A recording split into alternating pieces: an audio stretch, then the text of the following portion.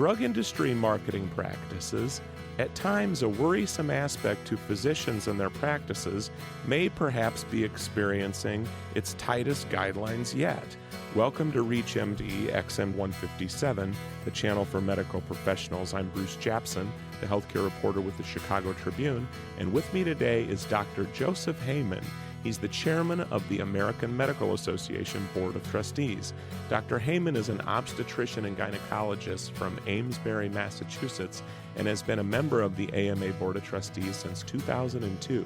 He served as AMA secretary from 2005 to 2006 and was chairman of the AMA's Finance Committee, and this June he was selected chairman of the Board of Trustees.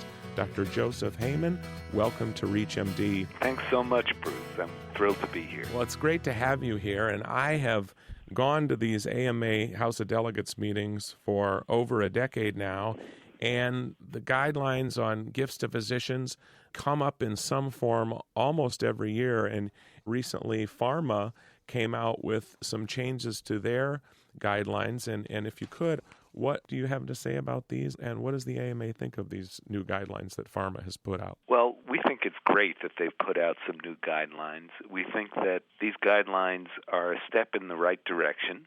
They're guidelines for companies, though, rather than for individuals. So it's hard to actually compare them with our own guidelines. Perhaps if you could even tell us, what are some of the issues that existed before and where do the Pharma guidelines take the issues? Because the AMA has some pretty strict guidelines about not accepting gifts from drug companies. Well, first of all, let me say that from the very beginning, in 1847, the American Medical Association has always had an ethical code that always puts patients first. So anything we do always has to be in the interest of patients. The American Medical Association feels very strongly that there needs to be a balance between a discussion of the risks and the benefits of drugs.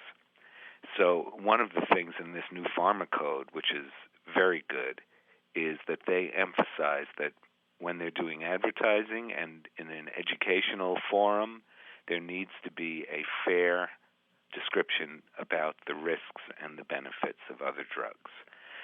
The second thing that's really good about these guidelines is that they suggest that physicians should have the ability to decide whether or not a physician wants to meet with a pharmaceutical representative and whether or not that pharmaceutical representative should have information about the physician's prescribing data. And the AMA has had a program called the Physicians Data Restriction Program, which allows physicians to choose just how much interaction they want to have with the pharmaceutical company. And if I could, for our listeners who don't know, there are some ways that drug companies can get data. A lot of the stuff is publicly available, whether it's a Drug Enforcement Administration number, and they use that to find out what drugs a physician is prescribing. And so the sales rep can go to this doctor and find out and say, well, you know what, he's not prescribing this pill. Maybe he wants to know about that pill. And that, some doctors believe, is sort of an invasion of privacy. And so what you guys are saying is that you would allow people to opt out of these databases. That's correct. And this new code asks that these drug companies honor those requests. So that's very important to us. Now, as far as the fact that we frequently discuss the relationships between pharmaceutical companies and physicians at our House of Delegates meetings, we've been discussing this for about a generation now, about 20 years. And the reason that it comes up is that times change and people's expectations change. And the democratic process allows us to constantly look at this over and over again and make sure that we're keeping up with the times. And one thing I noticed from the new Pharma code, and we're talking about the industry's code here, is that they're going to prohibit on their end the distribution of non-educational items that the average consumer can see in a doctor's office, the pens, the mugs, various reminder aspects that are adorned with the company logo that some doctors may feel don't even influence them, but obviously some people do. And so what are your thoughts about that? Basically, the pharmaceutical industry acknowledging that, hey, even these things of minimal value don't need to be distributed anymore. Well, I guess I'm one of those people who feels that it really has little effect on me. I actually have on my examining table, there are these little mittens for people's feet, and they have the name of a drug I've never heard of, and I don't know what it's used for. So I don't think it's been influencing me very well.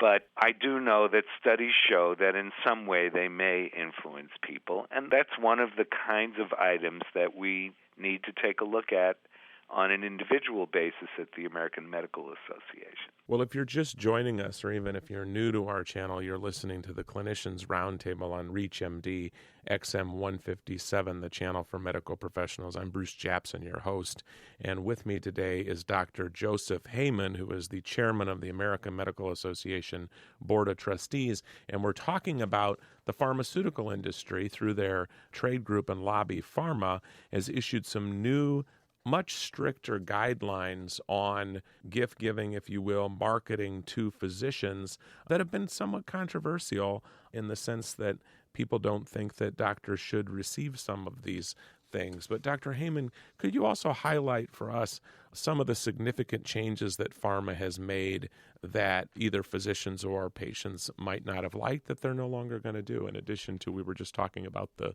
pens and the pencils and the coffee mugs and so forth? Well, I wouldn't say that physicians are going to be terribly distressed about these things. I mean, one of the things they say is no restaurant meals. You can still have a modest meal in the physician's office. There would be no company-sponsored meals at a continuing medical education event.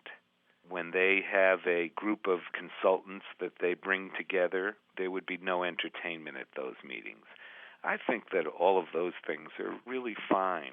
I don't think that anybody is going to be upset about that. Upset that they would be going away. Exactly.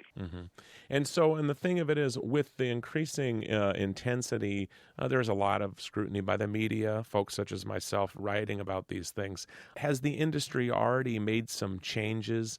I think sort of from a consumer perspective, consumers might look and say, you know what, healthcare costs are rising, not just necessarily drugs, but, why do they have to spend the money on some of these trinkets and gifts to physicians? I mean, are we already moving away from this stuff? Well, I think the fact that they have chosen to do this is an indication that, I'd like to think the reason they're doing it is because they feel that it's ethically the right thing to do. It may cut some of the costs of pharmaceuticals, but I don't think this is really the biggest cost when it comes to pharmaceuticals. And, they're spending so much money on direct-to-consumer advertising now that I'm not sure what the ratio is.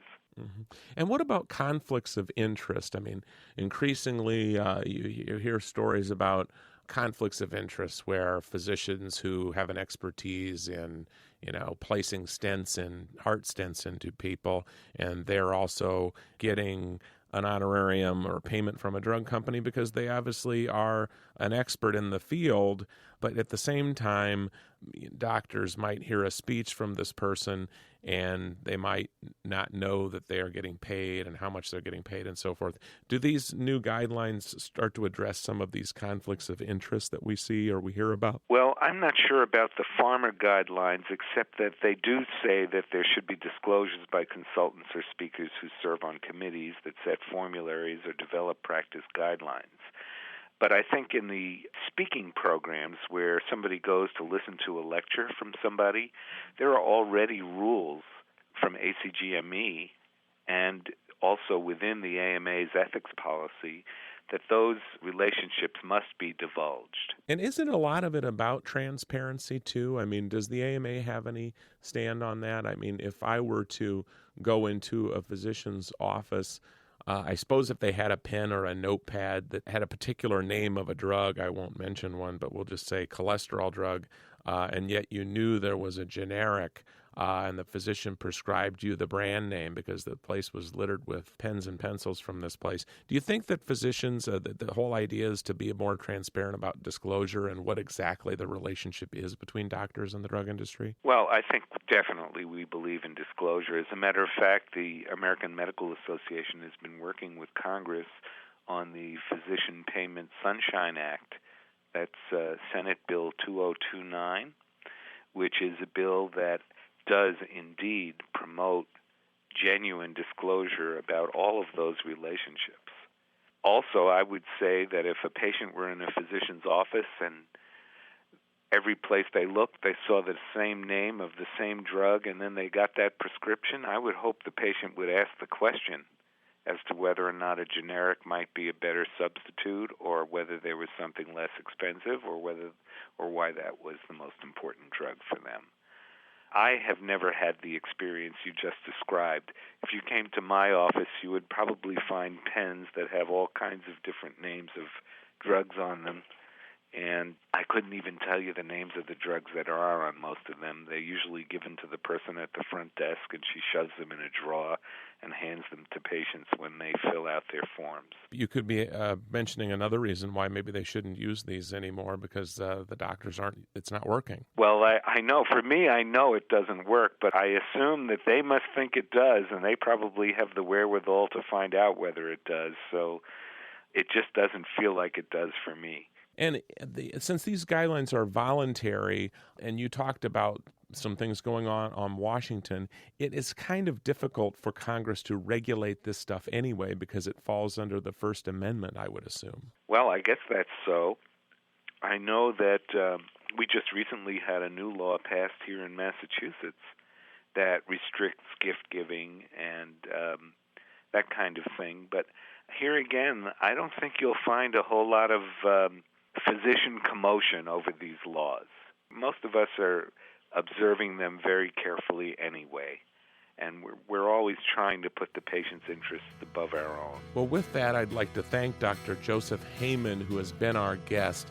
He's the chairman of the American Medical Association Board of Trustees, and we've been talking about a new effort by the pharmaceutical industry to regulate itself with a revised marketing code that takes some of the gift-giving aspect away from what we have seen in gifts to physicians and trinkets in offices, if you will. My name is Bruce Japsen with the Chicago Tribune. I've been your host. You've been listening to the Clinicians Roundtable on ReachMD XM 157, the channel for medical professionals. If you have comments or suggestions about today's show, please call us at 888-MD XM 157. And I'd like to thank you today for listening.